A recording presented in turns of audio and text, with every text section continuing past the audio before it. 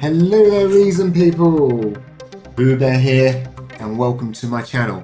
And today we're going to be having just a quick overview of Compulsion. It is a sequencer and it's an arpeggiator. By the way, this is a beginner's guide. I'm just going to go over a few things because I'm actually going to be releasing another video to do with doing some creative stuff. So I thought I'd just get some people up to speed, maybe who've never used it. It is a very, very powerful arpeggiator. Yeah, the sequencer is good. I'm not going to knock the sequencer at all. The sequencer is very good for drum machines more than anything else, partially because we have 16 lanes, we've got 16 pads on Kong, we've got 32 steps. And actually, even though we've got 32 steps, when you start getting into the divisions, you can have very, very long patterns going on indeed, and a hell of a lot going on inside Compulsion. It is a very, very powerful device, but it's the arpeggiator side of it which to me makes it really, I love arpeggiators, end of story, but this is like royalty when it comes to arpeggiators. It really, you can do so much with it. As you heard, I was just playing a very simple arpeggiated thing at the very, very beginning, nice and simple. So I was going to quickly talk about the interface because it can look a little bit weird when you actually start clicking around and start going, hang on a second, what's all these different things and that? But basically, as I said already, we've got ourselves 16 lanes, we've got ourselves 32 steps. Between the velocity and the loop here, these are dealing, and the mode, so between velocity and mode, you are dealing with steps. Between loop and the mix, you're dealing with the lanes. So they could have just done slightly different colors or something, and then you'd know, yeah, this is all dealing with steps and this is all dealing with lanes. At the moment, gate is a special one because obviously gate is lanes and steps. This is obviously the main area where it's quite easy to put your patterns in. Now, the one which has the focus, the lane which has the focus, it is a slightly different color. I'm not sure if it's showing up on this or not. It will also repeat it down here. So this is what these are, is this pattern here. So if I was to go and change to say lane 11, you can see it's now tied up here. And the reason you have this all the way down the bottom is obviously if I then jump into say like velocity, I can see the corresponding one which is actually matching. Whatever I'm looking at, I can come in and see things matching. Okay, delay, the reason you don't see anything matching, say in something like delay, is because it's 0 delay. So I have to actually put something in. And that's why that's not actually showing. So let's put that one down as well. The probability, and yeah, we've got the repeat modes. So this one here, repeat and mode, they work together. So we'll go over that as well. They're quite important, they work together. It's the same with the length is quite important when we're dealing with delays as well. There's a little gotcha there with them too. The interface is very straightforward. Obviously, if I click and hold my mouse and I just start dragging, I just put stuff in. If I click and hold, it's delete, and now I'm like in a delete mode. So wherever I go, I'm going to delete. You may notice that these are grayed out. That's because I've got my loop length. And by the way, whenever we're in this mode, I will try and be good. If I talk about length, I'm talking about the loop length. Obviously, when we're talking about the length here in this menu, we're talking about the note length or the gate length, to be honest with you. That's what it really is, the gate length. But it's our note length. So I'll try and be good and reference note length and loop length when I'm talking about these things. And the reason it's grayed out is because it's the opposite side of our loop length. So if I was to change the loop length up to here, you can see these are all highlighted, and now these will be included. So if I was to hold down a key on my keyboard, it's playing these as well. Yeah. Whereas up here, if I was to hold it down, oops, didn't mean to click it there, I need to click it at the top. It's just looping around here. Yeah, quite straightforward. So that's quite a nice little interface of how we can actually do things. I do like it a lot. It's very, very handy and very, very powerful. When we get into the menus, there's a couple of keys which are really, really worth knowing. So velocity is obviously quite straightforward. It's obviously setting up the velocity. So let me actually go back to gate a second, and I'm just going to set my loop length right over to there, and I'm just going to grab these and put loads in there. Oh, So I'm using a trackable, so I'm not quite used to this mouse because my other mouse was starting to break. So now we've got ourselves a real long, and here it goes. So now I'm going to go to length, and there's a couple of keys in here which are really, really, really worth knowing about. And so I had to make sure S9 was highlighted. I was actually on another lane then, so things weren't correct. So as soon as you hit S9, you can see it all comes up now. If I hold down my shift key and then I hold my mouse button down, I can let go of my shift key now. So I'm just holding my mouse button down. Now, as I bring my mouse right over to the side, you can see everything's following me. So we can do ourselves like a nice linear on the velocity. So it's going to get quieter and quieter and quieter.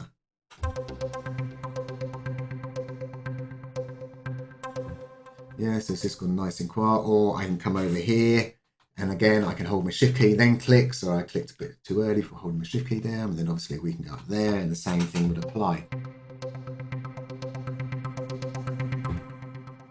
Quite straightforward. Now, this velocity, what I've set, is only for this lane. That's what I'm saying. So when we're in from this mode to this mode, everything we're doing is per lane.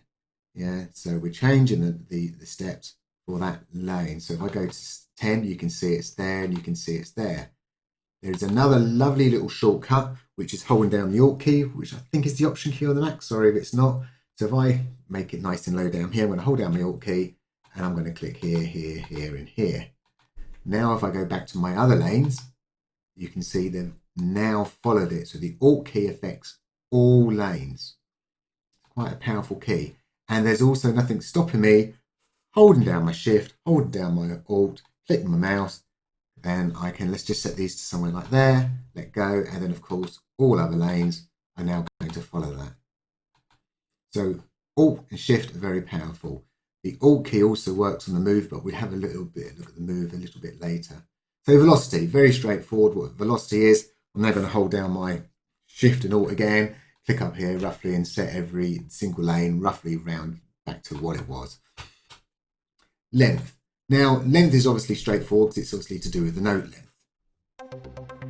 If I make the lengths really short here,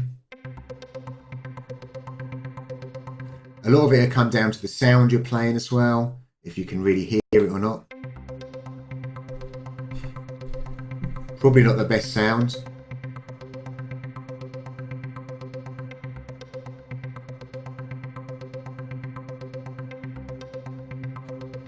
In fact, what we'll do with this sound, let's, oh, we have got some sustain there. We've got sustain there, so that should actually, you should have noticed that a bit. Let me bring the release down on this.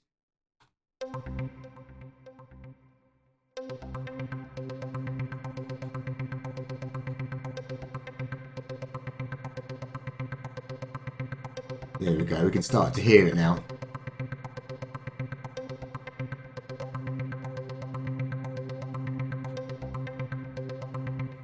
Yeah, so it's affected the length. But what's important about the length really is when we actually go right up to the top. Because when you do a full length, it's going to create a slide. So from here, if I was to make sure all of these are up to the top, whoops, there we go. Once we actually play this note here, it's just going to be one continuous note.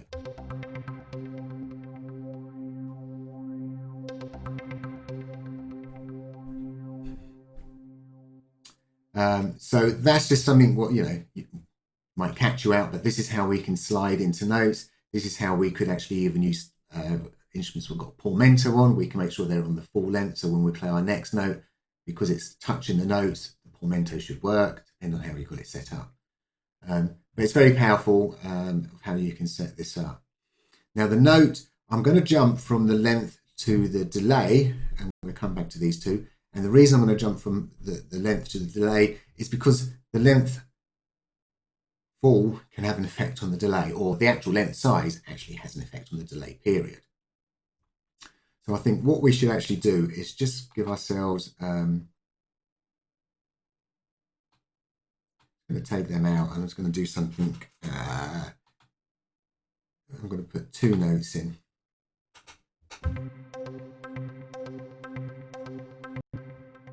And I think I've got my octave set, sorry. Yeah, so let's make them the same note, and then you can sort of hear things which are going on with the delay. So at the moment, it'd just be two. They sound the same. As I bring the delay up in one, you can actually hear it already. It's one note. And that's because the length here would be too high. So let's bring that down.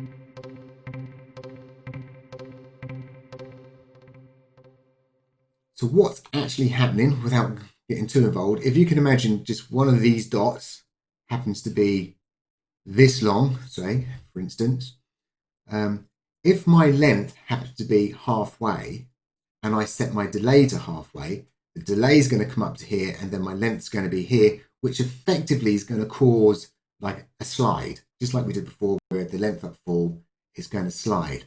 Now, as I move my delay up, and if I wanted to hear two notes, I've got to make sure my length goes smaller. Now, don't think by moving your delay up, and if my length were this long, it doesn't physically kind of move it like that. If anything, this is at the maximum and it just sort of pushes it that way.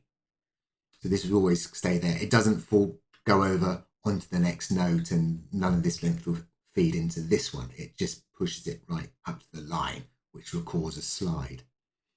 So at the moment, as you say, you can hear it.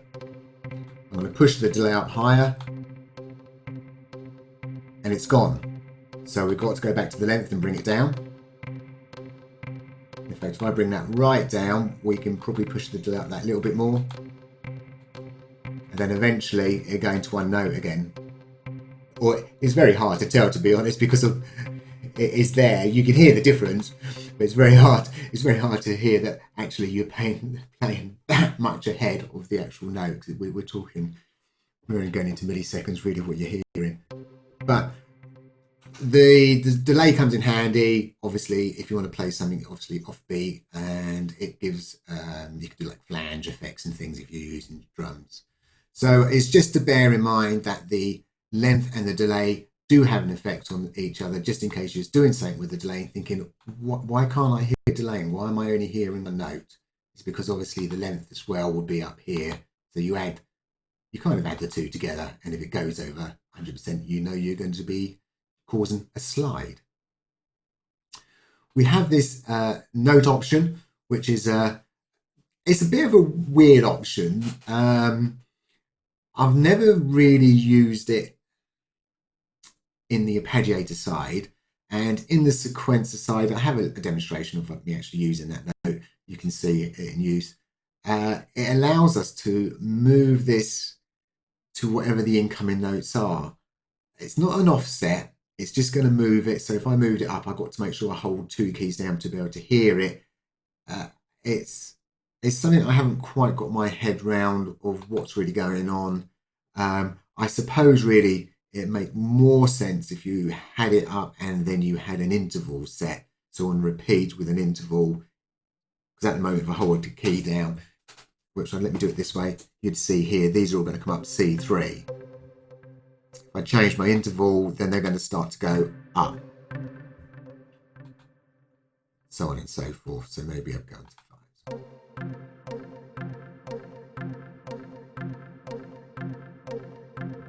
It's just a weird thing what that is, but as I say, in the sequencer I've used it because when you start doing multiples and divisions of these lengths, you might have another lane where is going at a different speed, and you can put a note in it, and then you could offset it, say, to go into this lane as well. So it kind of has, it works, but I say in Arpeggiator mode, I've never used it, to be perfectly honest. The octave, yeah, the octave works really, really well, as you probably heard at the beginning, and what this is doing. So I've currently removed a number of my notes. I can add notes down here as well, and obviously I can change my length of my lane down here. That's the one which has got the focus, and you can see it just reflects at the top of everything that's going on. And so wherever there's obviously one of these gates, I can move it down 1 octave or 2 octaves, or I can go up an octave or 2 octaves. So it's you get some real nice patterns using that. We've already talked about delay. Probability, well, as it's exactly what it says. So if I make this nice and short again, Yeah, let's put it down to there. Obviously, when I play a key, you can hear all the notes. Let me just get rid of that delay. And we've got ourselves a slide going on there. And let's go into some probability. Start adding some probability. Every now and then, it's just going to play the note or miss it out.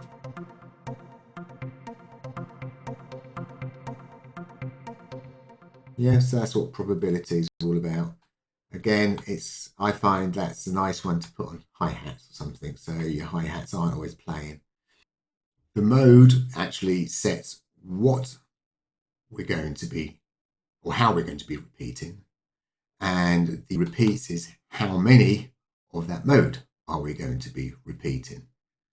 So obviously at the moment its default is actually on repeats, but obviously when I hit a key, you don't have any repeats whatsoever. This is now how many repeats are we going to hear. So what I'm actually going to do is I'm actually going to turn off that particular note. So we're just left with 2 notes. And what's in this mode, what it's going to do is going to repeat that 4 times, and then it's going to play that one.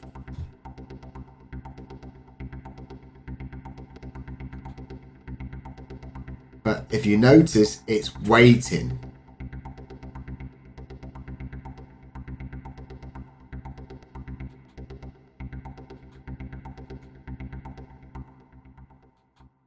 Yeah, so it's doing like a pause. In the next mode of a ratchet, it will fill that gap in. So if we was to put 4 in again, it's only going to fit 4 notes in, but in the 1/16th time. So it's not losing any time in.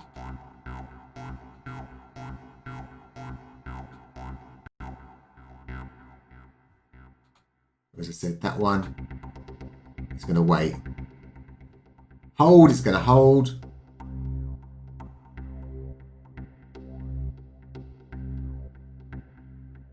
And obviously the length will have an effect on that hold as well. So if I was to push this right up, it just like sounds like one note.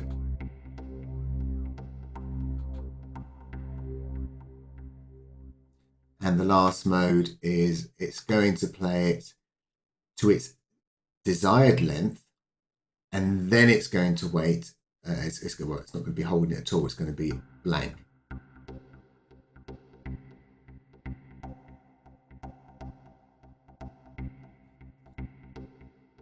And again, obviously, length will affect that a bit. Or maybe not.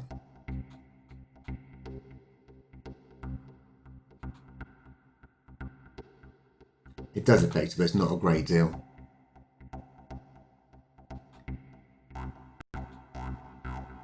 Ratchet's probably the most popular one to use on hi-hats or something.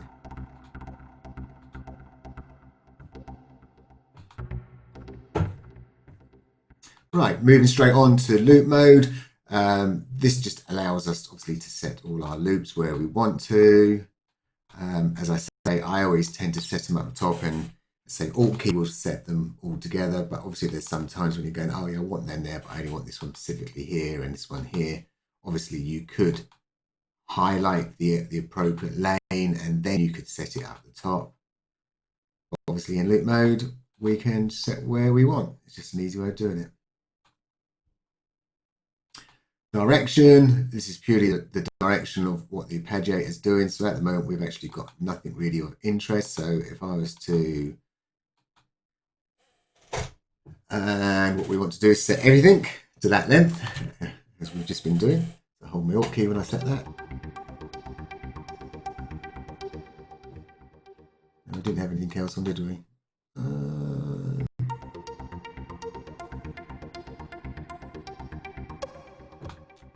Turn my intervals off.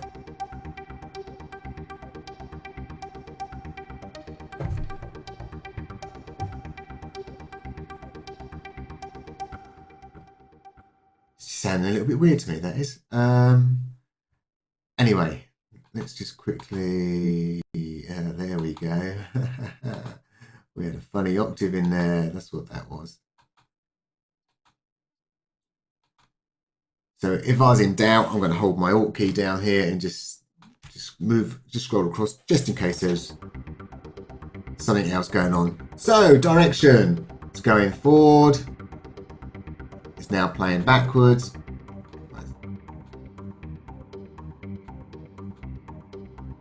Obviously we've got a pendulum. Different type of pendulum. I'm going to play it in a random order. We've got this walk mode.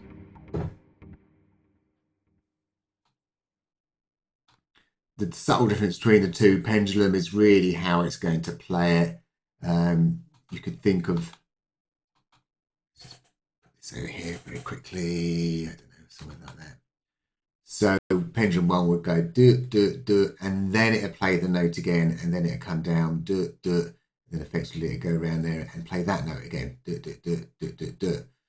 Whereas obviously the other pendulum, because it's so short, it should be going do, do, do, do, do, and then effectively be going do, do, you know, so it doesn't repeat the end notes.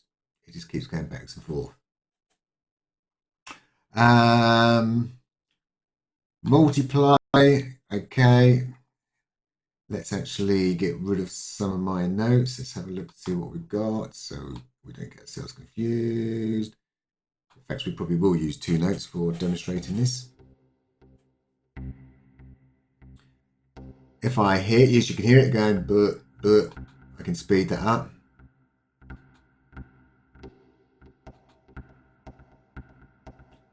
My rate's quite a little bit lower, and I might actually give that a bit more.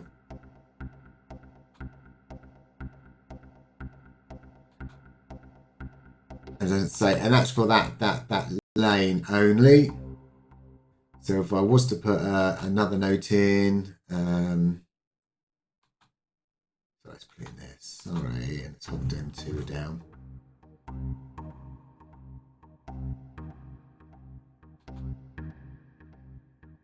I'm going to slow that one down. And you can see what's really happening at the top there. One's going its normal speed, which is playing that one. The other one's catching up every now and then. And of course, the opposite of multiply, and you can multiply quite a bit. I've also, sorry, I've got a division in there, haven't I? So I was just on a division, so I just slowed it down.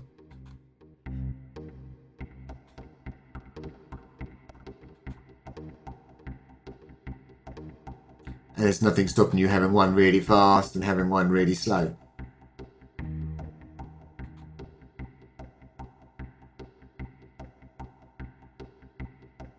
Nice pretty lights at the top.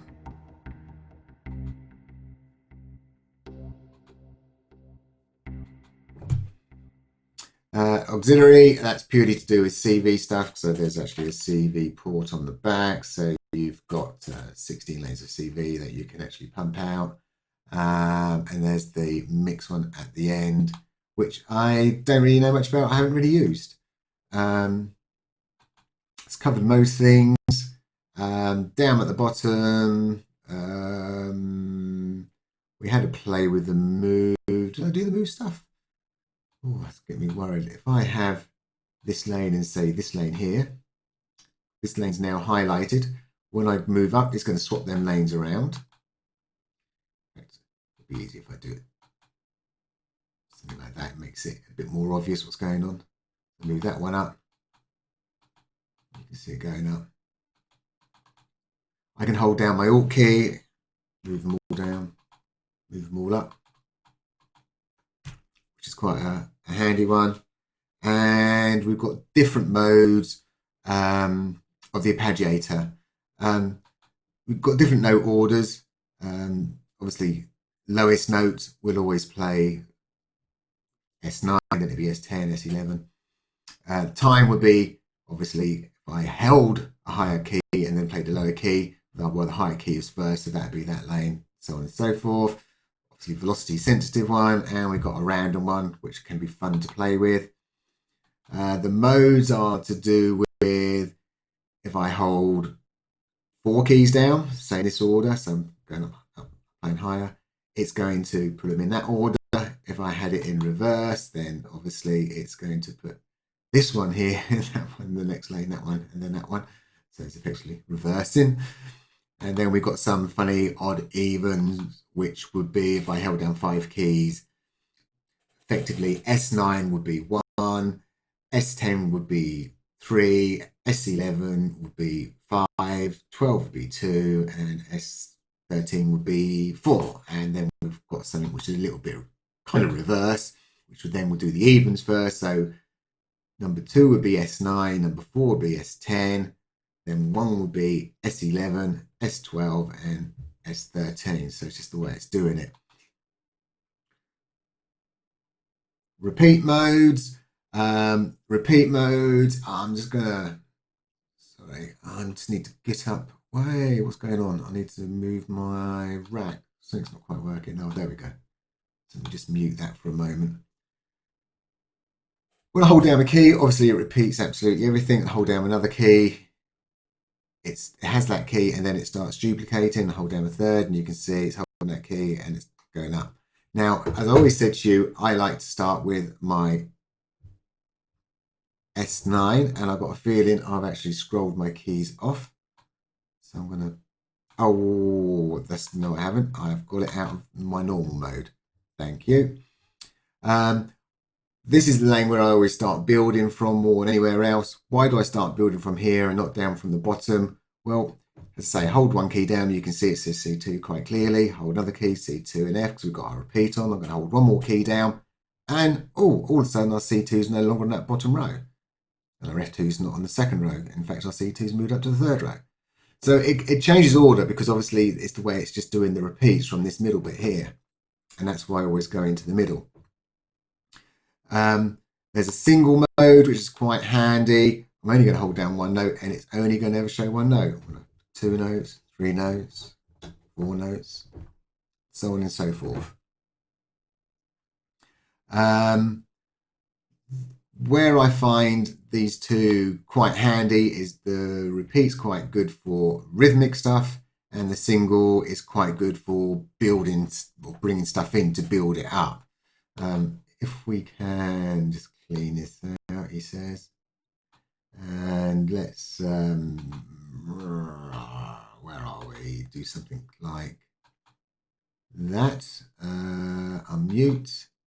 So if I hold a key down, and we're going to speed it up. I think of that as quite rhythmic. And now when I'm bringing in a second key, it's still got that same do-do-do-do-do-do-do. Obviously, it's going to be a slightly different sound. And a third key. But I've got the rhythm, got that rhythm, sort of got that rhythm going. On the single, it's not. Because obviously single is just going to go duh. Then it's going to build up by adding another key in. And then another key.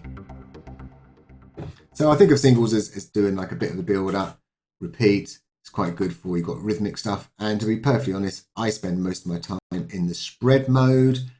And the reason I spend most of my time in the spread mode, I'm just going to mute this again just for a second. When I hold down my C key, I get 3 notes.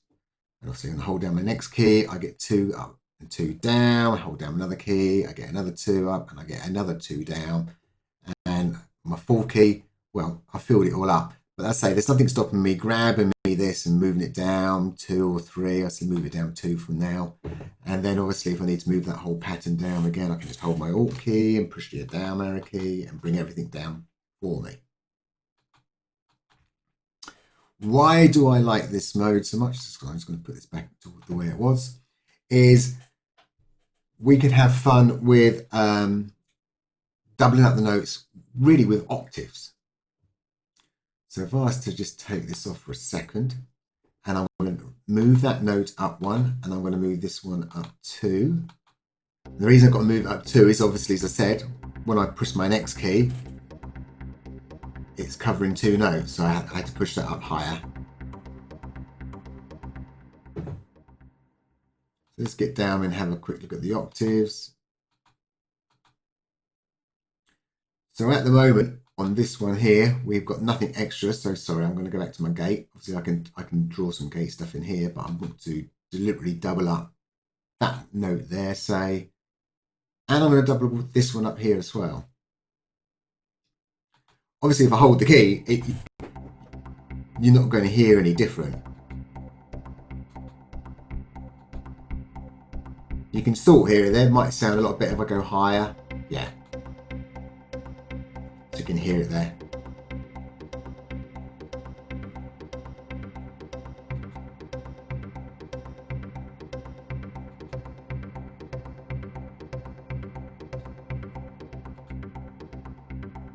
If I turn it off and turn it on, you can really hear the difference.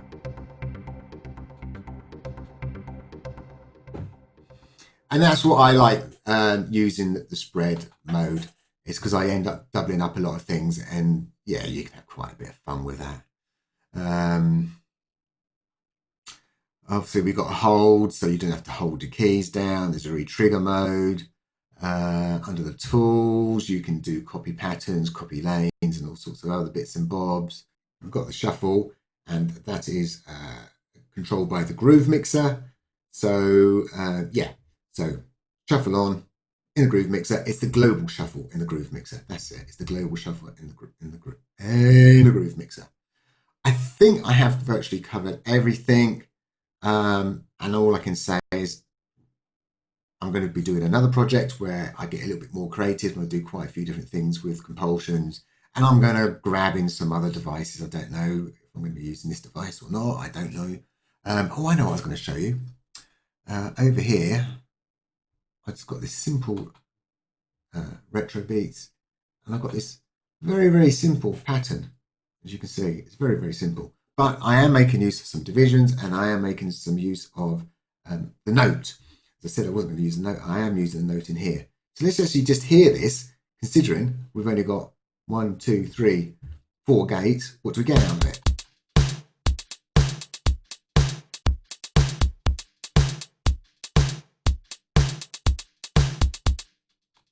You know, that's quite a lot. So I've got a hi-hat going with a bit of probability, so it's not going to always play, and you have to make sure you highlight it. There's my hi-hat. That's my note, if I remember rightly. So there's my note, and I've pulled it down to play on the kick. The snare will have a division on it, so it's slowing it right down from the 1/16th, and the same should be right for the gate. No, the gate's a straightforward kick, but yeah, as I say, that one will be coming in for a double kick. So at the top, you're going to see the little yellow dot go whizzing along, and sure enough, when it disappears, obviously it's coming around here, that's where you get the double kick. You can hear it at the beginning as well. So it's going along. Double kick coming up. Yeah.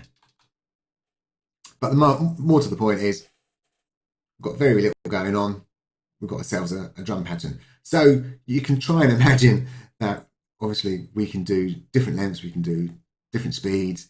You can get a lot going on with the sequencer side, especially with drums. As I say, I mainly use this in the Arpeggiator side, but this is great for, as I say, in the sequencer side for doing drums and things. You can obviously do sequences as well to play instruments. There we go. I'm going to leave it at that. If not, I really am going to go into waffle mode, and I'm going to say thank you very much for watching, and bye for now.